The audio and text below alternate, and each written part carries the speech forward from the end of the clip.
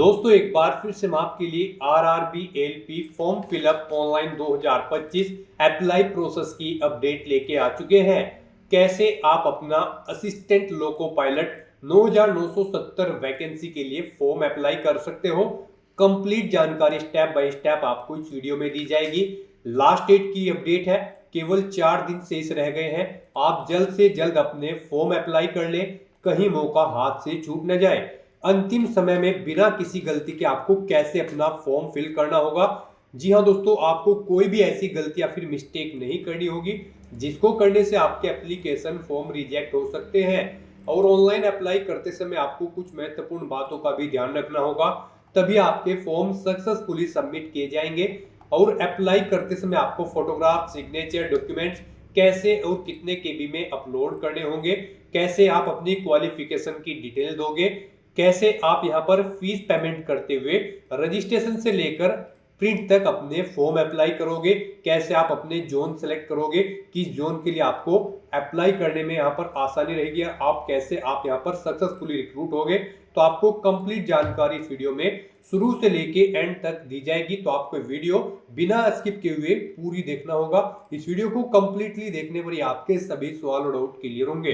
तो चलिए दोस्तों, बिना कोई वक्त गंवाए शुरू करते हैं RRB LP form fill up online की पूरी जानकारी। फॉर्म भरने से पहले आपको हमारी वेबसाइट आईएनडी सरकारी नौकरी के इस पेज पर विजिट करना होगा, जिसका लिंक आपको नीचे description plus first comment box में मिल जाएगा। और हमारे इस पेज पर विजिट करके आप यहां से आरआरबी एलपी का फॉर्म अप्लाई कर सकते हो। रेलवे रिक्रूटमेंट बोर्ड भारतीय रेलवे की ओर से assistant loco pilot LP post का नोटिफिकेशन रिलीज किया गया था।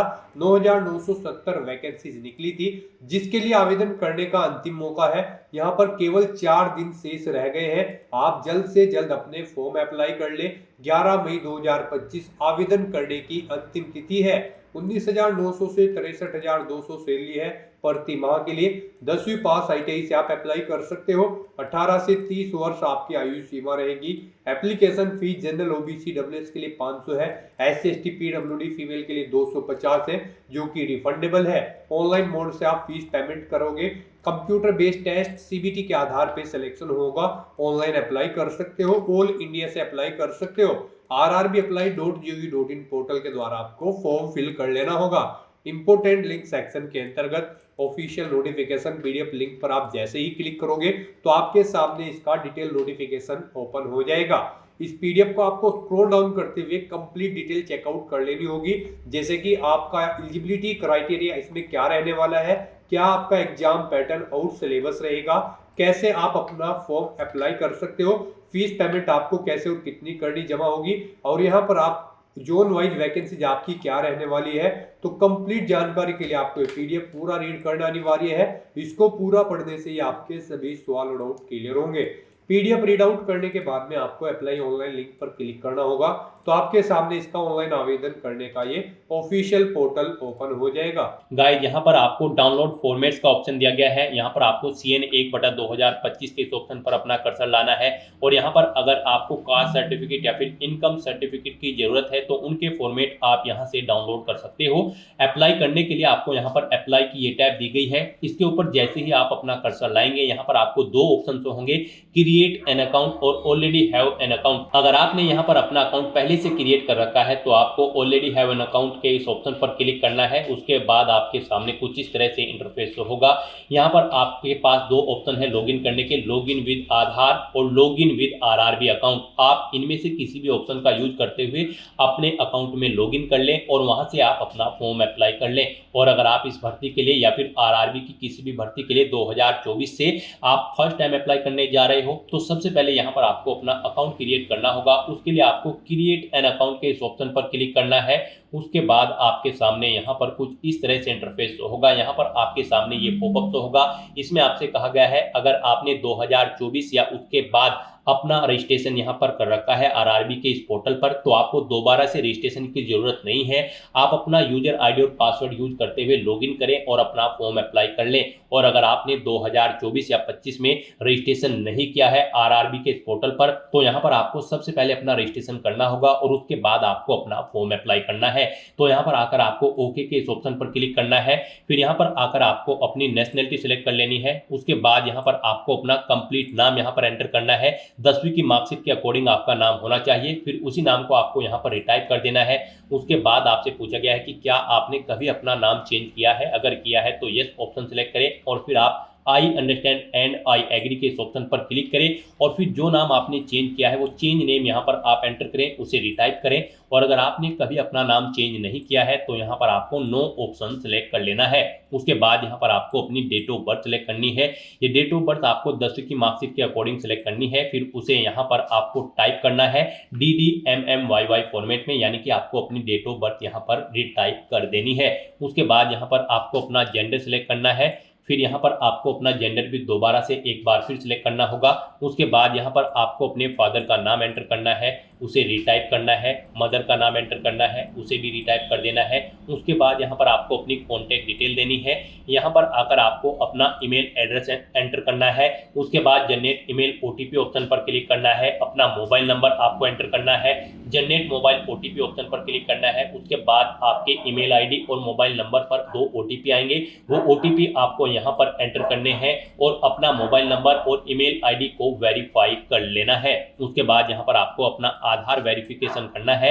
यहाँ पर आकर आप अपना आधार कार्ड नंबर एंटर करें। फिर यहाँ पर आप जनरेट आधार ओटीपी के इस ऑप्शन पर क्लिक करें।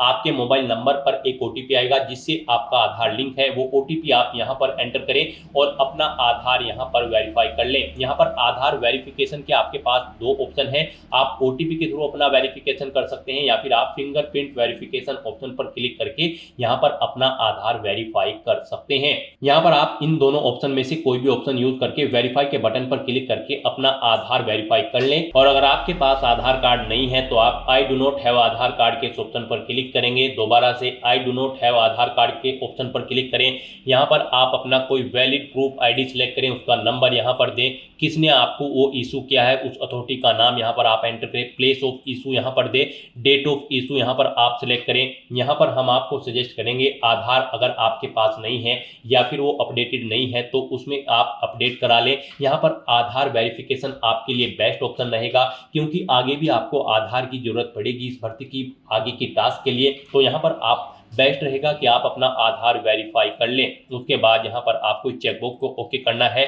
फिर यहाँ पर आपको अपना पासवर्ड क्रिएट करना है। पासवर्ड यहाँ पर आप कोशिश करें कि आपका पासवर्ड अल्फा न्यूमेरिक फॉर्मेट में हो। मींस आपके पासवर्ड में कम से कम एक अपर केस कैरेक्टर, एक लोअर केस कैरेक्टर, एक इंटीजर नंबर और एक स्पेशल कैरेक्टर जैसे कि @ या फिर डॉलर होना चाहिए। तो इस फॉर्मेट में यहाँ पर आपको अपना पासवर्ड रेडी कर लेना है।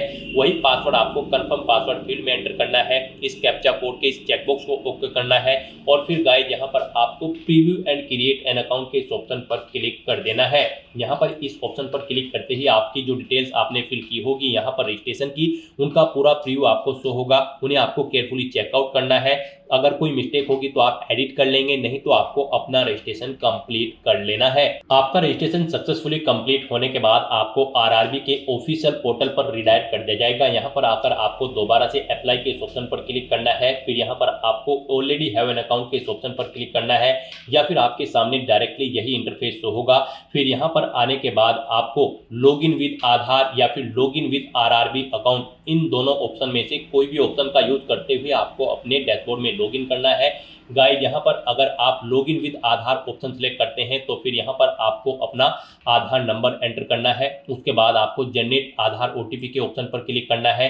एक ओटीपी आपके मोबाइल नंबर पर आएगा जिससे आपका आधार लिंक है, वो ओटीपी आपको यहाँ पर एंटर करना है।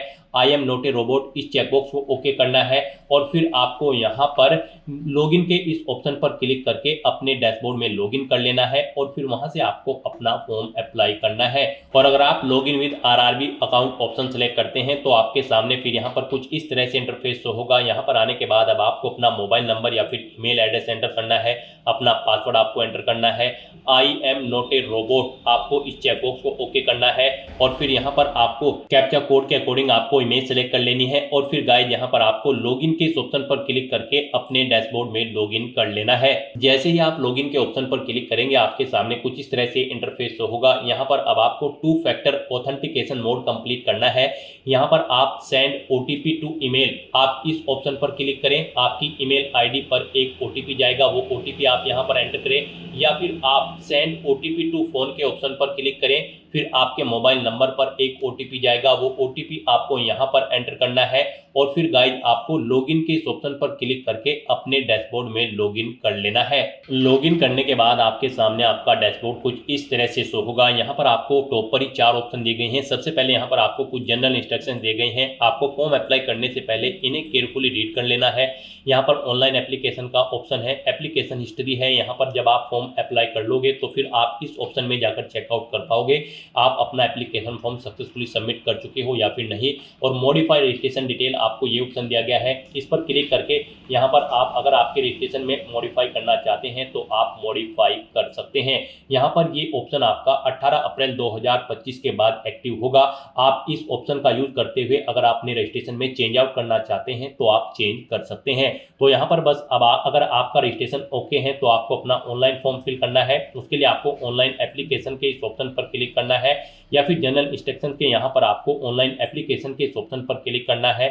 नेक्स्ट आपके सामने कुछ इस तरह से इंटरफेस होगा। यहाँ पर आपको आरआरबी असिस्टेंट लोको पायलट का ये सेक्शन दे दिया गया है। यहाँ पर सीएन नंबर 1/2025 में सबसे पहले आपको बोर्ड का नाम सेलेक्ट करना है, जिस बोर्ड के लिए आप अप्लाई करना चाहते हैं। आप अपनी चॉइस के अकॉर्डिंग कोई भी बोर्ड यहाँ पर सिलेक्ट करें, इस चेकबॉक्स को ओके करें, यानी कि आपको आरआरबी आरआरसी की किसी भी भर्ती एग्जाम में बैठने से नहीं रोका गया है, तो आपको इस चेकबॉक्स को ओके कर देना है और उसके बाद गाइस यहाँ पर आपको नेक्स्ट के इस ऑप्शन पर क्लिक करना है। नेक्स्ट आपके सामने कुछ इस तरह से इंटरफेस होगा। यहाँ पर आपकी कुछ डिटेल ऑटोमेटिकली फेच कर ली गई है आपके रजिस्ट्रेशन से। यहाँ पर बस अब आपको सबसे पहले अपना मैरिटल स्टेटस देना है, उसके बाद आपको अपना रिलीजन सेलेक्ट करना है, अपनी मातृभाषा यहाँ पर आपको सिलेक्ट कर लेनी है। फिर यहाँ पर आपको choice of language for examination, जिस लैंग्वेज में आप अपना एग्जाम चाहते हैं वो लैंग्वेज यहाँ पर आपको सिलेक्ट करनी है। फिर यहाँ पर आपकी बॉडी पर कोई कट या तिल का निशान है तो उस पैलेस का नाम यहाँ पर आपको एंटर कर देना है। 2 पैलेस के नाम यहाँ पर आपको एंटर करने हैं, नहीं है तो यहाँ पर आप नो मार्क एंटर कर देंगे। उसके बाद यहाँ पर आपको अपनी कम्युनिटी सेलेक्ट कर लेनी है। उसके बाद यहाँ पर अगर आप इधर कैटेगरी से बिलोंग करते हो तो यहाँ पर आपको अपनी कास्ट का नाम देना है, कम्युनिटी सर्टिफिकेट नंबर देना है। कम्युनिटी सर्टिफिकेट आपको किस अथॉरिटी ने इशू किया है, collector, city magistrate, deputy collector, आप अपने अकॉर्डिंग यहाँ पर ऑप्शन सेलेक्ट करें। उसके बाद इशूइंग स्टेट यहाँ पर आप सिलेक्ट करें। उसके बाद यहाँ पर आपका जो सर्टिफिकेट है वो कब आपको इशू हुआ है वो डेट आपको सिलेक्ट कर लेनी है। फिर यहाँ पर आपसे पूछा गया कि क्या आप फ्री ट्रैवल पास चाहते हैं रेलवे का, अगर चाहते हैं तो यस करें और फिर यहाँ पर आप अपने नियरेस्ट रेलवे स्टेशन का नाम एंटर करें और फिर यहाँ पर आप अपना वैलिड कास्ट सर्टिफिकेट अपलोड कर दें। आपका सर्टिफिकेट यहाँ पर 400 KB से कम होना चाहिए, PDF फॉर्मेट में होना चाहिए। आपको अपलोड डॉक्यूमेंट के ऑप्शन पर क्लिक करना है, फाइल को सिलेक्ट कर लेना है और अपना कास्ट सर्टिफिकेट यहाँ पर आपको अपलोड कर देना है। और अगर आप यहाँ पर अनरिजर्व कैटेगरी से आते हैं तो फिर आगे के ऑप्शन आपको डिसेबल्ड कर दिए जाएंगे। उसके बाद यहाँ पर आपको अपना प्रेजेंट एड्रेस एंटर करना है, फिर आपको अपना परमानेंट एड्रेस एंटर करना है और अगर आपका परमानेंट एड्रेस आपके प्रेजेंट एड्रेस के अकॉर्डिंग सेम है तो आप इस चेकबॉक्स को ओके कर दें। ऑटोमेटिकली आपका परमानेंट एड्रेस आपके प्रेजेंट एड्रेस के अकॉर्डिंग फिल हो जाएगा। उसके बाद गाइस यहाँ पर आपको सेव के इस ऑप्शन पर क्लिक करके अपनी डिटेल सेव कर देनी है और फिर आपको नेक्स्ट के इस ऑप्शन पर क्लिक करना है। नेक्स्ट गाइस यहाँ पर आपको अपनी कैटेगरी की डिटेल देनी है। यहाँ पर आपसे पूछा गया है कि क्या आप EX सर्विसमैन हैं, अगर हैं तो आप यस ऑप्शन सेलेक्ट करें। फिर यहाँ पर आप अपनी डिफेंस सर्विस सिलेक्ट करें, किसमें आप EX सर्विसमैन थे, आर्मी, नेवी, एयरफोर्स, अपने अकॉर्डिंग ऑप्शन सेलेक्ट करें। अपनी रैंक यहाँ पर एंटर करें, डेट ऑफ अटेस्टेशन यहाँ पर आप सिलेक्ट करें और फिर आपसे पूछा गया कि क्या आप फिलहाल भी डिफेंस सर्विस में कार्यरत हैं, अगर हैं तो यस करें और फिर यहाँ पर नहीं है तो आप नो ऑप्शन सेलेक्ट कर लें। अगर आप यहाँ पर जॉब छोड़ चुके हो, डेट ऑफ डिस्चार्ज यहाँ पर आप सिलेक्ट करें, रीजन ऑफ डिस्चार्ज यहाँ पर दे, डिस्चार्ज सर्टिफिकेट नंबर दें, क्या आपने दोबारा से री एम्प्लॉयमेंट किया है एज ए ईएक्स सर्विसमैन, अगर किया है तो यस करें, नहीं तो नो ऑप्शन सेलेक्ट करें। और गाइज अगर आप ईएक्स सर्विसमैन नहीं हो तो यहाँ पर आपको नो ऑप्शन सेलेक्ट करना है, आगे की डिटेल आपको डिसेबल्ड कर दी जाएगी। फिर यहाँ पर आपसे पूछा गया है कि क्या आप ईबीसी सर्टिफिकेट होल्डर कैंडिडेट हैं, अगर हैं तो आप यस करें और फिर I understand and I agree के इस ऑप्शन पर क्लिक करें। फिर यहाँ पर आपसे पूछा गया है कि do you wish to avoid fee concession, अगर आप फीस में कंसेशन चाहते हैं तो यस ऑप्शन सेलेक्ट करें, फिर अपना सर्टिफिकेट नंबर दें, इश्यूइंग अथॉरिटी यहाँ पर आप सेलेक्ट करें, कब आपको ये सर्टिफिकेट इशू हुआ है वो डेट आप सेलेक्ट कर लें।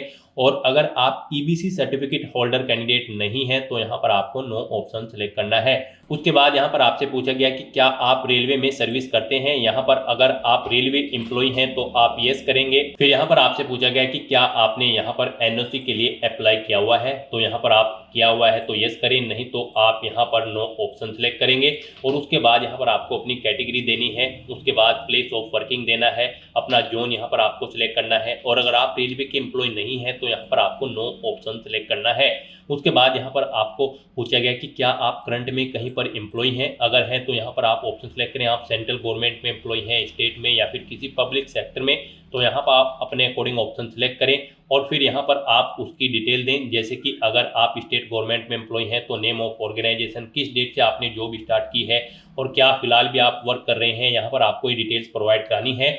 और अगर आप यहाँ पर करंट एम्प्लॉयमेंट नहीं है, यानी कि आप करंट में जॉब नहीं करते हैं, तो फिर यहाँ पर आपको नॉट एप्लीकेबल का ये ऑप्शन सेलेक्ट करना है। उसके बाद आपको इस पेज को नीचे स्क्रॉल डाउन करना है। नेक्स्ट यहाँ पर आपसे पूछा गया कि क्या आपने अपना एसीटी अप्रेंटिस का कोर्स कंप्लीट किया हुआ है, अगर किया हुआ है तो यहाँ पर आप यस ऑप्शन सेलेक्ट करें, फिर आप अपनी ट्रेड का नाम सेलेक्ट करें, किस ट्रेड में आपने कोर्स कंप्लीट किया है, कब से आपने ट्रेनिंग स्टार्ट की थी वो डेट सेलेक्ट करें, कब कंप्लीट हुई है वो डेट आप सेलेक्ट करें। फिर यहाँ पर आपका रिजल्ट डिक्लेयर हो चुका है या फिर नहीं, आपको येस या नो ऑप्शन सेलेक्ट करना है। और अगर गाइज यहाँ पर आप अपना एसीटी अप्रेंटिस का कोर्स कंप्लीट नहीं किए हो तो यहाँ पर आपको नो ऑप्शन सेलेक्ट करना है, फिर आपको ये डिटेल देनी नहीं होगी। उसके बाद यहाँ पर आपको अपनी बैंक की डिटेल देनी है, यहाँ पर आप अकाउंट होल्डर का नाम एंटर करें, फिर यहाँ पर आकर आपको अपने बैंक अकाउंट का नंबर एंटर करना है, उसे यहाँ पर आपको दोबारा से एंटर करके कंफर्म कर लेना है। फिर आपको अपने बैंक का आईएफएससी कोड देना है, कंफर्म के ऑप्शन पर क्लिक करना है, आपके बैंक का नाम और आपको आपके बैंक का एड्रेस यहाँ पर आपके आईएफएससी कोड के अकॉर्डिंग शो हो जाएगा। इस तरह से अपनी डिटेल यहाँ पर फिल करने के बाद फिर गाइज आपको सेव के इस ऑप्शन पर क्लिक करके अपनी डिटेल सेव कर देनी है और फिर आपको नेक्स्ट के इस ऑप्शन पर क्लिक कर देना है। नेक्स्ट यहाँ पर आपको अपनी एजुकेशनल क्वालिफिकेशन की डिटेल देनी है। यहाँ पर आरआरबी असिस्टेंट लोको पायलट की इस भर्ती में पार्टिसिपेट करने के लिए आपका 10वीं क्लास पास आउट होना जरूरी है, प्लस आपके पास आईटीआई का सर्टिफिकेट भी होना जरूरी है किसी रिलेवेंट ट्रेड के अंतर्गत। तो यहाँ पर अब आपको सबसे पहले आकर आपको अपनी एडिट के इस ऑप्शन पर क्लिक करना है। उसके बाद यहाँ पर आपको अपनी 10वीं क्लास की डिटेल प्रोवाइड करनी है। यहाँ पर आपको सबसे पहले स्टेट सेलेक्ट करना है, किस स्टेट से आपने अपनी 10वीं क्लास पास आउट की है, फिर आपको अपना डिस्ट्रिक्ट सेलेक्ट करना है, फिर आपको बोर्ड का नाम यहाँ पर देना है, किस बोर्ड से आपने अपनी 10वीं क्लास पास आउट की है, फिर आपको पासिंग डेट यहाँ पर सिलेक्ट करनी है, किस डेट को आपने अपनी 10वीं क्लास पास आउट की है, 10वीं का रोल नंबर यहाँ पर आपको एंटर करना है, अपनी 10वीं क्लास का यहाँ पर आपको सर्टिफिकेट का सीरियल नंबर एंटर कर देना है और फिर आपको अपडेट के इस ऑप्शन पर क्लिक करके अपनी ये डिटेल यहाँ पर अपडेट कर देनी है। यहाँ पर आपको ये डिटेल ऑटोमेटिकली फिर मिल जाएगी। अगर आपने आरआरबी में 2024 या 25 की किसी भर्ती में पहले भी अप्लाई किया हुआ है, नहीं मिलेगी तो फिर यहाँ पर आपको मैन्युअली ये डिटेल्स एंटर कर देनी है और अपडेट के ऑप्शन पर क्लिक करके अपनी डिटेल सेव कर देनी है। इस तरह से यहाँ पर आपकी 10वीं क्लास की डिटेल सक्सेसफुली सेव हो जाएगी। उसके बाद यहाँ पर जो रिक्वायर्ड क्वालिफिकेशन है आपके पास यहाँ पर इस भर्ती में पार्टिसिपेट करने के लिए आईटीआई का सर्टिफिकेट होना जरूरी है रिलेवेंट ट्रेड के अंतर्गत। यहाँ पर या तो आपके पास आईटीआई का सर्टिफिकेट हो या फिर आपके पास 3 साल का डिप्लोमा होना चाहिए इंजीनियरिंग का, या फिर डिग्री होनी चाहिए इंजीनियरिंग की रिलेवेंट ट्रेड के अंतर्गत, या फिर आपके पास आईटीआई या फिर एनएसी नेशनल अप्रेंटिसशिप सर्टिफिकेट होना चाहिए। तो आपको इनमें से अपनी चॉइस के अकॉर्डिंग कोई भी ऑप्शन सेलेक्ट करना है, जो भी आपके पास है आप यहाँ पर ऑप्शन सेलेक्ट करें। आईटीआई अगर आप सेलेक्ट करते हैं तो फिर यहाँ पर आकर आपको सबसे पहले ट्रेड सेलेक्ट करनी है, किस ट्रेड में आपने अपनी आईटीआई कंप्लीट की है, फिर आपको स्टेट सेलेक्ट करना है, किस स्टेट से आपने अपनी आईटीआई कंप्लीट की है, फिर स्टेट के अकॉर्डिंग यहाँ पर आपको अपना डिस्ट्रिक्ट सेलेक्ट कर लेना है, इंस्टीट्यूट का नाम देना है जिससे आपने अपनी आईटीआई कंप्लीट की है, पासिंग डेट यहाँ पर आपको सिलेक्ट करनी है, कब पास आउट की है, सर्टिफिकेट आपको किसने इशू किया है, आईटीआई का, एनसीवीटी या फिर एससीवीटी ने, आप अपने अकॉर्डिंग ऑप्शन सेलेक्ट करें। सर्टिफिकेट का टाइप यहाँ पर आप सिलेक्ट करें, वो नेशनल ट्रेड सर्टिफिकेट है या फिर स्टेट ट्रेड सर्टिफिकेट है। इस तरह से अपनी डिटेल यहाँ पर फिल करने के बाद फिर आपको ऐड के इस ऑप्शन पर क्लिक करना है और अपनी इस डिटेल को यहाँ पर ऐड कर देना है। इस तरह से यहाँ पर आपकी आईटीआई की डिटेल भी ऐड हो जाएगी। उसके बाद अगर आपके पास 3 साल का डिप्लोमा है इंजीनियरिंग का या फिर डिग्री है इंजीनियरिंग की या फिर एनएससी सर्टिफिकेट है, तो आप अपने अकॉर्डिंग यहाँ पर ऑप्शन सेलेक्ट करके उसकी डिटेल भी सेम ऐसे ही यहाँ पर प्रोवाइड करा सकते हैं। इस तरह से अपनी क्वालिफिकेशन की डिटेल फिल करने के बाद फिर आपको नेक्स्ट के इस ऑप्शन पर क्लिक करना है। नेक्स्ट यहाँ पर आपको अपना फोटो और सिग्नेचर अपलोड करने हैं। गाइस, जैसा कि हमने आपको स्टार्टिंग में ही बताया था कि कौन सी वो कॉमन मिस्टेक है जिसे करने से आपका एप्लीकेशन फॉर्म रिजेक्ट हो सकता है, तो इस सेक्शन में आपको दी गई गाइडलाइंस के अकॉर्डिंग ही अपना फोटो और सिग्नेचर अपलोड करने हैं, अदरवाइज आपके एप्लीकेशन फॉर्म के रिजेक्ट होने के चांसेस रहते हैं। यहाँ पर आपके फोटो की जो हाइट होगी वो 320 पिक्सल होनी चाहिए और जो विड्थ होगी वो 240 पिक्सल होनी चाहिए। जेपीजी या फिर जेपीईजी फॉर्मेट में आपका फोटो होना चाहिए। साइज उसका यहाँ पर 100 KB से 150 KB के बीच में होना चाहिए और जो आपके सिग्नेचर होंगे यहाँ पर उनकी हाइट 60 पिक्सल होनी चाहिए और विड्थ 140 पिक्सल। साइज उनका यहाँ पर 30 KB से 49 KB के बीच में होना चाहिए। जेपीजी या फिर जेपीईजी फॉर्मेट में आपके सिग्नेचर होने चाहिए। यहाँ पर आपके फोटो रिजेक्ट होने के कुछ सैंपल आपको दिए गए हैं। यहाँ पर आपको सैंपल ऑफ फ्यू रिजेक्टेबल फोटोज, आपको इस ऑप्शन पर क्लिक करना है। यहाँ पर आपको सैंपल शो कर दिए गए हैं। यहाँ पर आपका फोटो इस तरह से नहीं होना चाहिए, इस फॉर्मेट में यहाँ पर आपका फोटो होना चाहिए।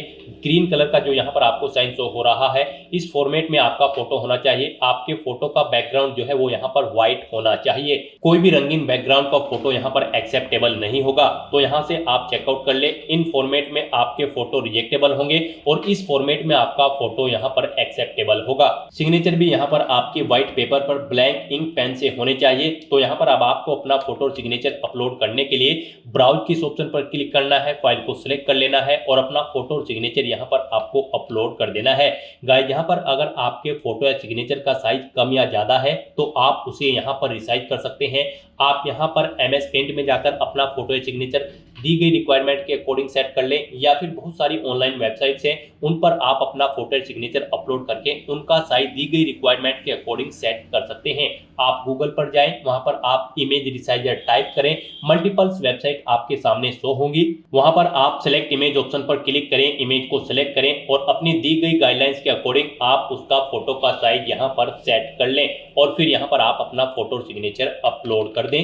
इस तरह से यहाँ पर आपको अपना फोटो और सिग्नेचर अपलोड करने के बाद फिर आपको सेव के इस ऑप्शन पर क्लिक करके अपना फोटो और सिग्नेचर सेव कर देने हैं और फिर गाइस यहाँ पर आपको नेक्स्ट के इस ऑप्शन पर क्लिक करना है। नेक्स्ट यहाँ पर आपको अपनी जोन प्रेफरेंस देनी है। आपने स्टार्टिंग में जो भी बोर्ड सेलेक्ट किया होगा उसके अकॉर्डिंग आप जिस भी जोन पर अप्लाई करने के लिए एलिजिबल हैं वो जोन्स यहाँ पर आपको शो कर दी गई हैं। अब आपको यहाँ पर अपनी चॉइस के अकॉर्डिंग इन्हें प्रेफरेंस देना है। यहाँ पर आप जिस जोन को फर्स्ट नंबर पर सिलेक्ट करेंगे, यानी कि उसके सामने प्लस के इस ऑप्शन पर क्लिक करेंगे, उसे यहाँ पर फर्स्ट प्रेफरेंस दिया जाएगा और जिसे आप सेकंड नंबर पर सिलेक्ट करेंगे उसे यहाँ पर सेकंड नंबर पर प्रेफरेंस दिया जाएगा। आप अपनी चॉइस के अकॉर्डिंग यहाँ पर जिस भी जोन को जिस नंबर पर प्रेफरेंस देना चाहते हैं उस नंबर पर सिलेक्ट करके अपने जोन की प्रेफरेंस यहाँ पर सेट कर दें। उसके बाद आपको इस पेज को नीचे स्क्रॉल डाउन करना है। उसके बाद यहाँ पर आपको चेकबॉक्स को ओके करना है। फिर यहाँ पर आपको अपनी एग्जाम की ट्रेड सेलेक्ट कर लेनी है, जिस ट्रेड के लिए आप अप्लाई करना चाहते हैं। फिर आपको डिक्लेरेशन सेक्शन में आना है, आपको इस चेकबॉक्स को ओके करना है, अपना पैलेस यहाँ पर एंटर करना है और फिर गाइस यहाँ पर आपको सेव के इस ऑप्शन पर क्लिक करके अपनी डिटेल सेव कर देनी है और उसके बाद आपको यहाँ पर प्रीव्यू एप्लीकेशन के इस ऑप्शन पर क्लिक करना है। नेक्स्ट आपको आपके एप्लीकेशन फॉर्म का पूरा प्रीव्यू यहाँ पर शो कर दिया गया है। आपको सभी डिटेल्स केयरफुली चेकआउट करनी है, पेज को नीचे स्क्रॉल डाउन करना है, इस चेकबॉक्स को ओके करना है। कहीं पर कोई मिस्टेक है तो आप यहाँ पर एडिट के इस ऑप्शन पर क्लिक करके अपने एप्लीकेशन फॉर्म की डिटेल को एडिट कर सकते हो और अगर सभी चीजें ओके हैं तो यहाँ पर बस अब आपको अपना एप्लीकेशन फॉर्म सबमिट कर देना है। उसके लिए यहाँ पर आपको सबमिट के इस ऑप्शन पर क्लिक करना है। नेक्स्ट आपको यहाँ पर फीस पेमेंट के इंटरफेस पर डायरेक्ट कर दिया जाएगा। यहाँ पर गाइड अब आपको अपना फीस पेमेंट करना है। यहाँ पर हम आपको बता दें जनरल ओबीसी ईडब्ल्यूएस कैंडिडेट को 500 रुपये फीस के रूप में जमा कराने हैं। SC ST PWD women candidate को 250 रुपये फीस के रूप में जमा कराने हैं। SC ST PWD women candidate को 250 रुपये जो फीस जमा करानी है उनकी पूरी फीस यहाँ पर आपको रिफंड कर दी जाएगी। और जनरल ओबीसी ईडब्ल्यूएस कैंडिडेट की 500 में से 400 रुपये फीस यहाँ पर आपको रिफंड कर दी जाएगी बाद में। यहाँ पर तो अब आपको अपना फीस पेमेंट करना है। यहाँ पर फीस पेमेंट करने के लिए आपके पास दो ऑप्शन है, आप पे विद SBI ई-पे या फिर पे विद CSC वॉलेट। आप अपनी चॉइस के अकॉर्डिंग कोई भी ऑप्शन का यूज करते हुए यहाँ पर फीस पेमेंट कर दें। यहाँ पर अगर आप पे विद SBI ई-पे ऑप्शन सेलेक्ट करते हैं तो फिर यहाँ पर आपको चेकबॉक्स को ओके करना है। उसके बाद आपको प्रोसीड के ऑप्शन पर क्लिक करना है। नेक्स्ट यहाँ पर आपके सामने फीस पेमेंट का इंटरफेस ओपन हो जाएगा। गाइस यहाँ पर आने के बाद आप debit card, credit card, SBI corporate credit card या फिर इंटरनेट बैंकिंग या फिर UPI के माध्यम से अपना फीस पेमेंट कर सकते हो। UPI यहाँ पर आपके लिए बेस्ट ऑप्शन रहेगा। आप UPI के इस ऑप्शन पर क्लिक करें। अगर आपको अपनी UPI ID पता है तो आप एंटर UPI ID के इस ऑप्शन पर क्लिक करें। यहाँ पर आप अपनी UPI ID एंटर करें और वैलिडेट UPI ID ऑप्शन पर क्लिक करते हुए अपना फीस पेमेंट कर दें। और अगर आप QR कोड के थ्रू फीस पेमेंट करना चाहते हैं तो यहाँ पर आप UPI QR के इस ऑप्शन पर क्लिक करें। फिर आप पे नाउ के इस ऑप्शन पर क्लिक करें। पे नाउ ऑप्शन पर क्लिक करते ही आपके सामने एक QR कोड शो होगा। आप उसे अपने किसी भी UPI से स्कैन करें और अपना फीस पेमेंट कर दें। सक्सेसफुली फीस पेमेंट करने के बाद आपको आपके डैशबोर्ड में डायरेक्ट कर दिया जाएगा। अपने डैशबोर्ड में आकर आपको एप्लीकेशन हिस्ट्री की स्टेप पर आना है और फिर यहाँ पर आपको असिस्टेंट लोको पायलट के सामने यहाँ पर आपको व्यू एप्लीकेशन के इस ऑप्शन पर क्लिक करके अपने एप्लीकेशन फॉर्म का एक हार्ड कॉपी प्रिंट आउट ले लेना है फ्यूचर यूज के लिए, फ्यूचर रेफरेंस के लिए। यहाँ पर आप अपने एप्लीकेशन फॉर्म का स्टेटस भी चेकआउट कर सकते हो। यहाँ पर आपके एप्लीकेशन फॉर्म का स्टेटस आपको सक्सेस शो कर दिया जाएगा अगर आपका एप्लीकेशन फॉर्म सक्सेसफुली सबमिट हो जाता है। तो दोस्तों ऐसे आप RRB assistant loco pilot 9970 post के लिए अपना फॉर्म अप्लाई कर सकते हो बिना कोई मिस्टेक किए हुए, स्टेप बाय स्टेप। आज की इस वीडियो में बस इतना ही। आई होप ये वीडियो आपको पसंद आई होगी। अगर पसंद आई हो तो इसे लाइक और शेयर करें। चैनल पर नए हो तो इसे सब्सक्राइब कर लें। Thanks for watching.